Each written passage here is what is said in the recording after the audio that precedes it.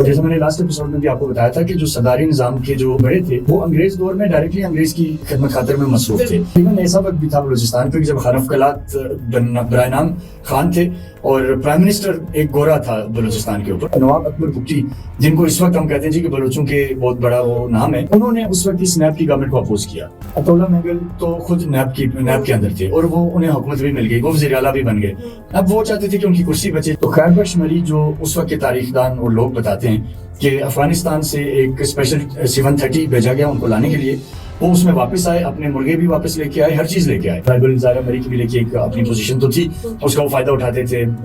کہیں سرکاری تنصیبات پہ حملے ہو گئے, کہیں اور چیزیں ہو گئی, وہ چیزیں چلتی رہیں. کبھی بھی کسی ایک بلوچ سردار یا بلوچ لیڈر کا اتنا کنٹرول نہیں رہا کہ اس نے سبھی کو ایک پلیٹ فارم کے اندر رکھا ہو یا سب اس کی مانتے ہوں. لیکن وہاں سے ایک بہت بڑے اسلحے کی کھیپ بھی برآمد ہوئی اور بتایا یہ گیا کہ وہ اسلحہ نیب کی لیڈرشپ کو ملنا تھا تاکہ بلوچستان کے اندر حالات کو مزید خراب کر سکے. جب خیر بخش مری افغانستان چلے گئے تو گراؤنڈ پہ پھر میر ہزار خان تھے جو کولو کے پہاڑی سلسلے میں اور یہاں جو کاروائیاں اینٹی اسٹیٹ ایکٹیویٹیز وہ کرتے رہے. السلام علیکم, بلوچستان ایکسکلوزیو میں ہوں آپ کی میزبان ماہنور قریشی. ناظرین, پچھلے ایپیسوڈ میں ہم نے بات کی تھی بلوچستان کے پاکستان کے ساتھ الحاق کے حوالے سے, اور جب پاکستان کی انڈیپینڈنس ہوئی تو اس وقت بلوچستان کی کیا کنڈیشن تھی, وہاں پہ سرداری نظام کیسا تھا. آج کے پروگرام میں ہم ایک ایسے ٹاپک کے حوالے سے بات کریں گے جس پر ہر جگہ بات ہو رہی ہے, نہ صرف پاکستان میں بھی بلکہ ہمارے ہمسایہ ممالک میں بھی. سننے کو تو سامنے ایسی باتیں آتی ہیں کہ بلوچستان کے حالات خراب ہیں, لیکن یہ حالات کب سے خراب ہونا شروع ہوئے, ان کے پیچھے وجوہات کیا تھی, ان کے پیچھے دوسرے عناصر جو کہ ہمیں نظر نہیں آتے اور عناصر کون سے تھے, آج کے پروگرام میں ہم اس پر بات کریں گے.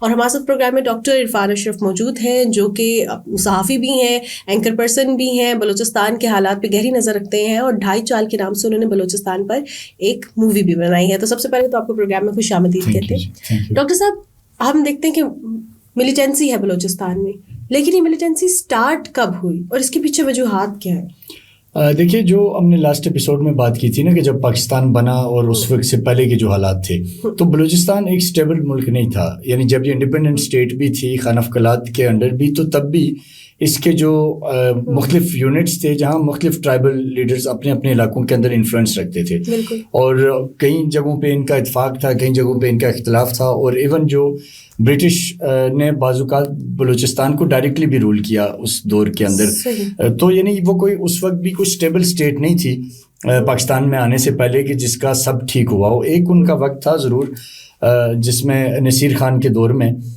کچھ حد تک بہتر رہی, یونائٹ بھی رہی اور سارے علاقے اس کے اندر بھی رہے, لیکن کہیں نہ کہیں آپس کے اندر بہرحال ایک اختلافی نقطے ان کے اندر موجود رہتے تھے. اور پھر جب پاکستان بنا تو جیسے ہم نے بات کی تھی کہ پاکستان کا حصہ بن گئے اور پھر حالات تقریباً نارمل رہے کچھ ٹائم تک, تھوڑا بہت وہاں رہا ایک ریزسٹنس وغیرہ, بٹ لیٹر آن چیزیں ٹھیک ہو گئی تھیں. اور پھر جب نیب کی بلوچستان میں گورنمنٹ بنی, بیسیکلی اس کا ڈائریکٹلی کیونکہ تعلق فیڈریشن کے ساتھ تھا, ذوالفقار علی بھٹو اس وقت یہاں پہ پرائم منسٹر تھے اور ان کی حکومت کے اندر کانسٹیٹیوشن بننا تھا, بہت ساری چیزیں ہونی تھی. تو بلوچستان میں نیب اس وقت مضبوط تھی. یہی نیب جس کے ولی خان اس کے سربراہ تھے اس وقت, اور ان کی کے پی میں بھی گورنمنٹ تھی اور بلوچستان میں بھی یہ سیٹیں زیادہ جیت چکے تھے, لیکن گورنمنٹ پہلے ان کی نہیں تھی. پھر نیگوسیشن ہوئی جس میں اس وقت کی جو لیڈرشپ تھی ان میں عطا اللہ مینگل تھے, غوث بخش تھے, اسی طریقے سے دیگر اور ان کے جو ٹرائبلی لیڈرز تھے جو نیب کا حصہ تھے. تو ذوالفقار علی بھٹو کے ساتھ کانسٹیٹیوشن پہ ان کی بات چیت ہوئی. انہوں نے یہ طے کیا کہ آپ آئین بنانے میں ہم آپ کے موقف کو سپورٹ کریں گے. بھٹو صاحب بیسیکلی چاہتے تھے کہ پریزیڈینشیل فارم آف گورنمنٹ لایا جائے. تو باقی جو پولیٹیکل پارٹیز تھیں یا جو گروپس تھے ان کا یہ خیال تھا کہ ہمیں پارلیمانی نظام کی طرف جانا چاہیے. تو کانسٹیٹیوشن بنانے کے لیے آف کورس وہ ایک ڈیبیٹ, ایک ڈسکشن چیزیں تھیں ساری. تو بلوچستان اس میں ایک امپورٹنٹ فیکٹر تھا اور وہاں پہ جو مینڈیٹ تھا وہ نیب کے پاس تھا.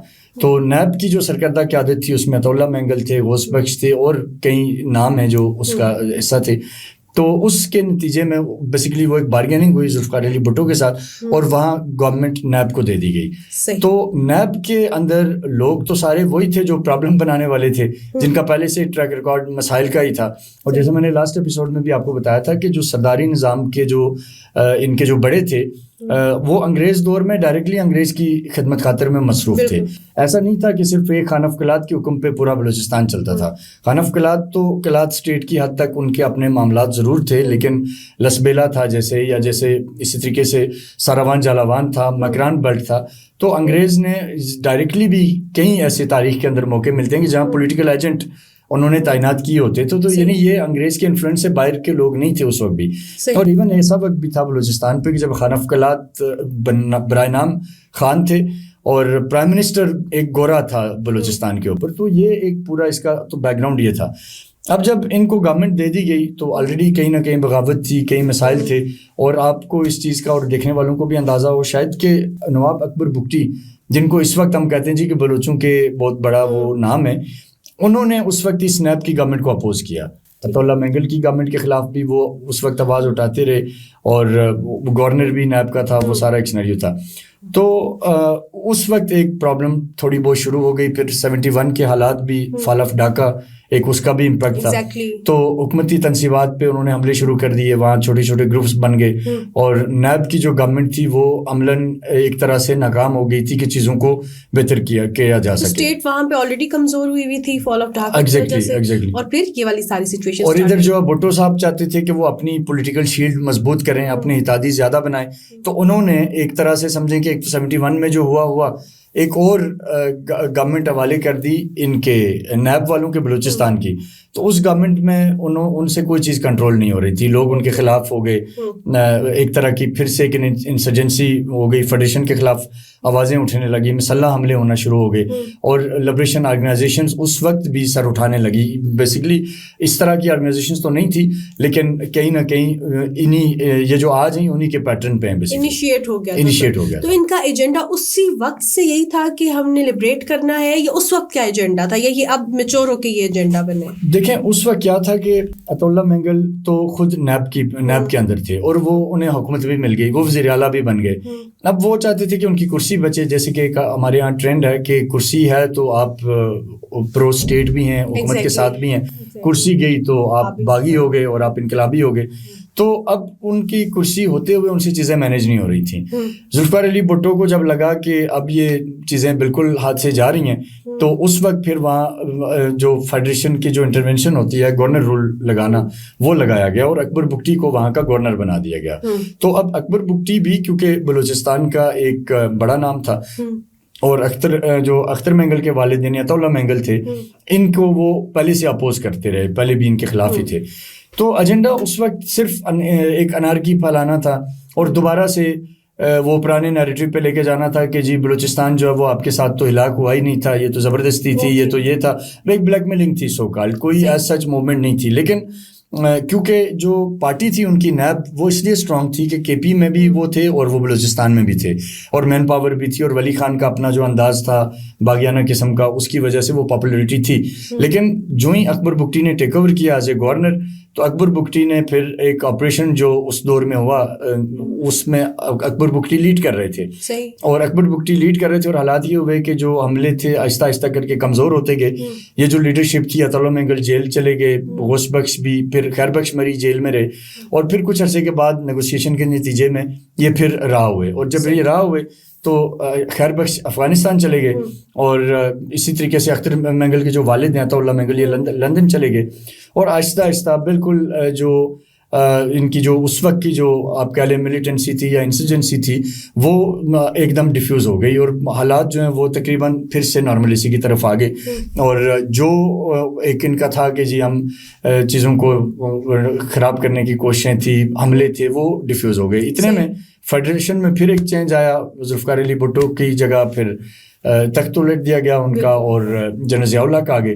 تو جنرل ضیاء الحق جو ہی آئے, انہوں نے پہلا فیصلہ یہ کیا کہ انہوں نے ان بلوچ سرداروں کو جو ملک سے باہر تھے یا جو جیلوں میں تھے, ان کے لیے انہوں نے عام معافی کا اعلان کر دیا. انہوں نے کہا کہ جو واپس آنا چاہتا وہ واپس آئے اور آ کے یہاں رہے. یہاں بڑا ایک انٹرسٹنگ چیز جو آپ کو پتہ ہونی چاہیے اور ہمارے دیکھنے والوں کو, خیر بخش مری افغانستان میں تھے, انہیں پیغام بھجوایا گیا کہ جی عام معافی کا اعلان ہے اور آپ واپس آ سکتے ہیں. تو خیر بخش مری جو اس وقت کے تاریخ دان اور لوگ بتاتے ہیں کہ افغانستان سے ایک اسپیشل C-130 بھیجا گیا ان کو لانے کے لیے, وہ اس میں واپس آئے, اپنے مرغے بھی واپس لے کے آئے, ہر چیز لے کے آئے, اور نیگوسیشن میں ایک جگہ پہ وہ تھوڑے سے واپس آنے سے پہلے رک گئے. انہوں نے کہا کہ باقی تو ٹھیک ہے, مجھے وہاں پروٹوکول بھی ملے گا, گھر بھی ملے گا, جائیداد بھی ملے گی, اور میں یہاں سے بھی سب چیزیں لے کے جاؤں گا, لیکن ایک چیز جو مجھے معاش ملتا ہے, معاش سے مراد کی جو انڈیا انہیں اس وقت پیسے دیتا تھا, تو انہوں نے کہا کہ وہ بھی مجھے ملا کرے گا. تو ان کو کہا گیا کہ جی ٹھیک ہے, آپ وہ بھی ملا کرے گا. تو پھر وہ اپنے سارے چیزوں سمیت پھر افغانستان سے واپس لوٹے. ٹھیک ہے, اس دوران میں کہیں نہ کہیں چیزیں ہوئی ہیں, مطلب ان کی ٹرائبل ظاہر مری قبیلے کی ایک اپنی پوزیشن تو تھی, اس کا وہ فائدہ اٹھاتے تھے. کہیں سرکاری تنصیبات پہ حملے ہو گئے, کہیں اور چیزیں ہو گئیں, وہ ایک چیزیں چلتی رہیں. لیکن بیک اینڈ پہ جو ڈائلاگس تھے وہ بہرحال اینڈ اپ اس طرح ہوئے, جو 71 کی انسرجنسی یا ملیٹنسی تھی وہ اس پہ اینڈ ہوئی کہ جب یہاں پہ جنرل ضیاء نے ٹیک اوور کیا تو اس عام معافی کے نتیجے میں وہ بھی سارے لوگوں کو معافی مل گئی, اور وہ دوبارہ سے ان کو مین سٹریم کہہ لیں یا واپس بلوچستان آ گئے یا جو بھی آپ کہہ لیں. لیکن اس کا جو ڈراپ سین تھا بیسیکلی وہ یہ تھا. لیکن اس عرصے میں بلوچستان کا نقصان آف کورس بہت زیادہ ہوا اور بہت سی چیزیں ہوئی. لیکن اس میں جو انٹرسٹنگ چیز ہے کہ اب بلوچستان کے جتنے بھی انتظامی ڈویژنز ہیں, مکران ہے, لسبیلا ہے, پھر یہ کلات کا ایریا تھا, ان سب کے اندر مختلف ٹرائبز آباد ہیں. اس شروع سے یہی سلسلہ چلتا آیا ہے. کبھی بھی کسی ایک بلوچ سردار یا بلوچ لیڈر کا اتنا کنٹرول نہیں رہا کہ اس نے سبھی کو ایک پلیٹ فارم کے اندر رکھا ہو یا سب اس کی مانتے ہوں, سوائے اس کے کہ چاکر اعظم رند جو کہ جن کا پنجاب میں ہی مزار بھی ہے, اور وہ بھی اس وقت جب مغل بادشاہ تخت دہلی پہ قبضہ کر رہے تھے تو مسوریوں کے خلاف چاکر اعظم نے ان کی مدد کی تھی. تو وہ ایک پرانا ایک دور تھا جس دور میں کہیں نہ کہیں ان کی ایک اہمیت تھی. لیکن یہ باقی سب کے سب ڈیوائیڈڈ تھے. تو یعنی اکبر بگٹی اگر پاور میں تھے تو عطا اللہ مینگل, خیر بخش اور یہ جو قوم پرست مائنڈ سیٹ تھا یہ باہر رہتے تھے, اور اگر یہ پاور میں ہوتے تھے تو بگٹی باہر رہتے تھے. تو یہ اس ٹائپ کا ایک ان کا ملا جلا قسم کا کام. یہاں پہ آپ نے نا پہلے ایک معاش کے حوالے سے بات کی تھی, تو اس میں تو obviously پتہ چل رہا ہے کہ تھرڈ پارٹی ہمیشہ سے انوالو رہی ہے. لیکن اس سوال پہ آنے سے پہلے میں آپ سے یہ جاننا چاہوں گی کہ آپ نے جس طرح کہا کہ سردار کوئی ایک اتنا زیادہ ڈومینیٹ نہیں کیا جس نے, تو جب یہ ساری سچویشن ہو رہی تھی اور لبریشن کی تحریکیں جنم لے رہی تھیں وہاں پہ, تو کیا سارے سردار جو تھے وہ کہیں نہ کہیں اس کو ڈائریکٹلی اور انڈائریکٹلی سپورٹ کر رہے تھے, یا بلیک میل کر رہے تھے اس وقت انارکی پھیلانے کے لیے, یا کچھ جو تھے وہ ٹورڈز پاکستان بھی تھے زیادہ؟ ان میں جیسے کہ میں نے آپ کو بتایا بگٹی صاحب کا, اکبر بگٹی, وہ صف اول پہ تھے اور وہ ان کے خلاف آپریشن انہی کے دور میں ہوا. وہ گورنر تھے اور وہ یہ قوم پرستوں کی جو اس وقت کی جو چیزیں تھیں اس کو ایکسیپٹ نہیں کر رہے تھے. اسی طرح اور بے شمار بلوچستان کے لوگ تھے, سردار تھے جو ان کے حق میں نہیں تھے. یہ جو مینلی جو تھے جن کو آپ کہہ لیں کہ بہت ہی زیادہ جو ہائی پروفائل اس میں آگے آئے, ان میں خیر بخش مری تھے جو اینٹی پاکستان نیریٹو کے اوپر کام کر رہے تھے. اسی طرح عطا اللہ مینگل تھے. لیکن ان کا جھگڑا کیا تھا؟ ان کا جھگڑا یہ تھا کہ ہم سے اقتدار لیا گیا اور ہمیں اقتدار واپس دیا جائے. گیم بیسیکلی وہاں اس وقت بھی اقتدار کی تھی, لیکن کیونکہ 71 میں انڈیا نے انٹروین کیا, بنگلہ دیش بنا, تو انڈیا کو پھر ایک اور بیسیکلی بنگلہ دیش بنانے کی ایک اپرچونیٹی نظر آ رہی تھی.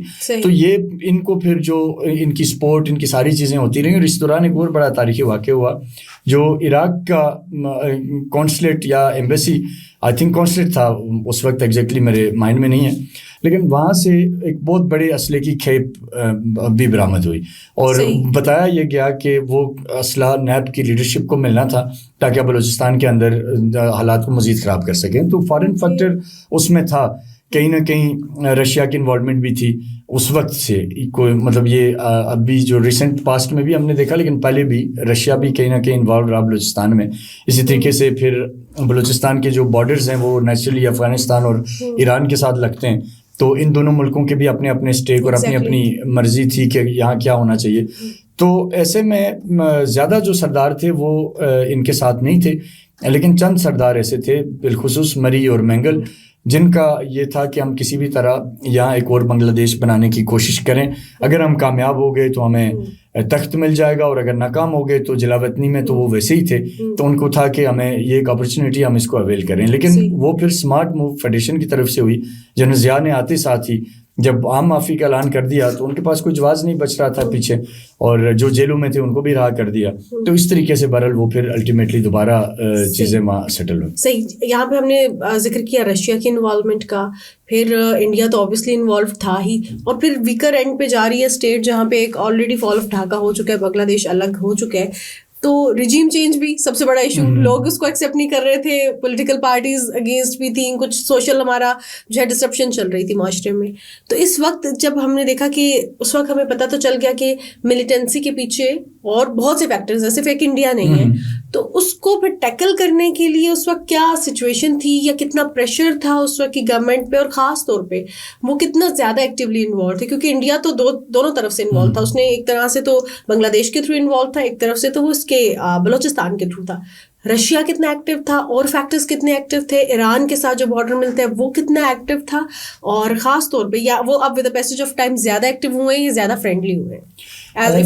دیکھیں جب اس وقت جو رشین انوالومنٹ تھی نا, رشیا نے ہمیشہ سے بلوچ جو باغی کہہ لیں, فراری کہہ لیں, ان کو افغانستان میں اکوموڈیٹ کیا ہے. انڈیا نے بھی سیم اسٹریٹجی رکھی ہے. افغانستان کو انہوں نے ہمیشہ سے ایک ایسا پلیٹ فارم رکھا کہ وہاں سے وہ پاکستان کے خلاف کام کرتے رہیں, اور آج تک انفارچونیٹلی وہی ہو رہا ہے. تو اس وقت یہ تھا کہ جب یہ خیر بخش مری یہاں سے چلے گئے تو پہاڑوں پہ ان کے چند لوگ اس وقت بھی تھے, جن میں ایک معروف کمانڈر میر ہزار خان مری تھے. بعد میں انہوں نے ان کے اوپر ایک کتاب بھی آئی ہے جس کا سارا کنٹینٹ تو شاید درست نہیں ہے, لیکن کہیں نہ کہیں بہرحال چیزیں ہیں جن جو پاسٹ کے اور ہسٹری کے ساتھ میچ کرتی ہیں.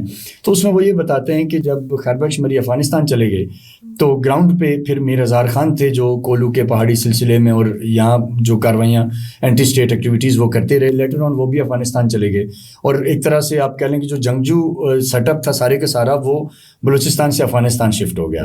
اب یہاں جو بھٹو دور کی حد تک تو آپریشنس پہ چیزیں چلتی رہیں, اور گورنر بلوچستان اکبر بگٹی تھے, وہ فرنٹ لائن پہ رہے, وہ ان کے خلاف لڑے اور ان کو کافی حد تک ڈیمیج بھی کیا. لیکن پھر یہ ہوا کہ جب یہاں چیزیں چینج ہو گئی تو اس کا امپیکٹ بلوچستان میں بھی پڑا, اور فوج نے جو اس وقت کی فوجی لیڈرشپ تھی اس نے یہ فیصلہ کیا کہ ہمیں لڑنے کے بجائے ہمیں کوئی پیس سولوشن نکالنا چاہیے. وہ پھر بیک ڈور پہ سب کے ساتھ ڈائلاگز ہوئے, مینگلز کے ساتھ بھی, مریوں کے ساتھ بھی, باقی لوگوں کے ساتھ بھی. تو وہ پھر فائنلی جو کنکلوڈ ہوا کہ ٹھیک ہے جو لوگ چلے گئے ہیں ان کو واپس آنے دیا جائے, اور جو جہاں جن جیلوں میں بند ہیں ان کو بھی ریلیز کیا جائے. تو چیلنجنگ ڈیفینیٹلی تھا, کیونکہ انڈیا چاہتا تھا کہ یہ کسی اس پہ نہ رکے جا کے, کیونکہ انڈیا کو یہ سوٹ نہیں کرتا تھا. رشیا کے اپنے انٹرسٹ تھے, بلوچستان کی جو اسٹریٹجک لوکیشن تھی اس کی وجہ سے رشیا یہ چاہتا تھا کہ کسی بھی طرح ہم اس خطے کو کوئی ایسا ڈائریکٹلی یا انڈائریکٹلی ہماری مینجمنٹ ہو کہ ہمارے قبضے میں آئے. اور جیسے آپ کے علم میں بھی ہے کہ پھر لیٹر آن رشیا کا بذات خود جو افغانستان کے اندر جو ان کا انویژن تھا اور جو کچھ وہاں ہوتا رہا, جو افغانستان کی جنگ ایک طویل چلتی رہی, اور ہمارے ہاں بھی ظاہر پاکستان کو بھی اس کے اثرات سے اس کے اثرات ہم پہ پڑ رہے تھے, ان کا پڑ رہے ہیں. تو ان کا میجر اسٹیک یہ تھا کہ ہم گرم پانیوں تک رسائی کریں, یعنی یہ جو گوادر آپ کا یہ ساری جو چیزیں ہیں, گوادر بھی اسی سے, کیونکہ شاید اگلی ایپیسوڈ میں آپ اس پہ بات کریں گی یا نہیں, لیکن یہ تھوڑا سا ہمارے ناظرین کو پتہ ہونا چاہیے کہ گوادر بھی جب بلوچستان پاکستان کا ایسا بنا تو اس وقت گوادر پاکستان کے ساتھ نہیں تھا. گوادر کو پہلے ہی عمان کو خانف قلات نے دے دیا تھا, ایک گفٹ تھا, یا اس کے اوپر ڈفرینٹ پوائنٹ آف ویو ہیں لیکن ہم اس پہ نہیں پڑھتے. بٹ 1957 میں پھر ایک طویل نیگوسیشن کے بعد گوادر واپس پاکستان کو ملا, اور اس وقت بلوچستان آلریڈی ہمارا حصہ تھا. تو اب جب یہ رشیا افغانستان میں آیا تو اس کی نظریں بیسیکلی گوادر پہ تھی اور اس پورے ڈیپ سی پورٹ اور اس کے اوپر تھی. تو اس وجہ سے وہ نہیں چاہتے تھے, لیکن اس وقت کی یہ کریڈٹ ہمیں جنرل ضیاء کو دینا چاہیے کہ بظاہر تو فوجی ٹریننگ ہوتی ہے کہ لڑو مرو یا مارو, لیکن وہ ان کی ایک بڑی اسمارٹ موو تھی. انہوں نے لڑنے یا مرنے کے بجائے ان کو واپسی کا راستہ دیا, اور اس سے پھر یہ ہوا کہ الٹیمیٹلی وہ ساری موومنٹ جو 71 میں شروع ہوئی تھی وہ امیڈیٹلی ڈیفیوز ہو گئی. اور ایونچولی آپ اسٹیٹ کو بلیم نہیں کر سکتے اس چیز پہ, اسٹیٹ نے بڑا ڈپلومیٹک وے میں اس چیز کو کیا. بہت شکریہ doctor Irfan for your time. Next episode میں ہم بات کریں گے اکبر بگٹی کے حوالے سے, خاص طور پہ جب وہ اتنے زیادہ پرو اسٹیٹ تھے تو اس کے بعد کی جو سچویشن ہوئی وہ ان کے لیے انفیوریبل کیوں ہوئی, اس حوالے سے بات کی جائے گی. پھر جس طرح ڈاکٹر عرفان نے گوادر کو پن پوائنٹ کیا کہ وہ بھی بہت امپورٹنٹ, آج بھی ہمارے لیے بہت امپورٹنٹ اسٹریٹجک لوکیشن پر تو ہے, ہم اس کا فائدہ بھی اٹھا رہے ہیں, لیکن بہت سے دشمنوں کی نظریں اس پر ہیں بھی. اس حوالے سے بھی بات کریں گے. دیکھتے رہیے بلوچستان ایکسکلوسیو. آج کے پروگرام سے اتنا ہی. اپنی میزبان ماہنور قریشی کو دیجیے اجازت.